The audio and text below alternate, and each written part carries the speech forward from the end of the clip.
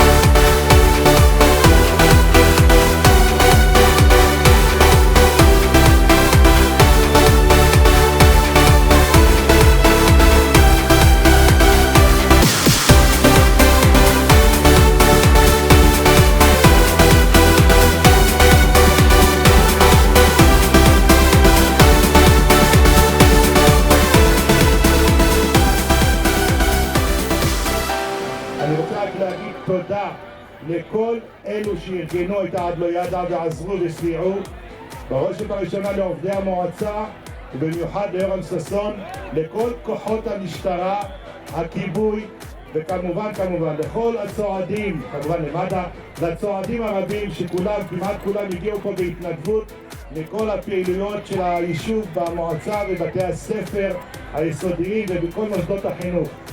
חג פורים שמח ושיהיה לנו רק טוב ושמחה כל החודש וכל השנה. תודה.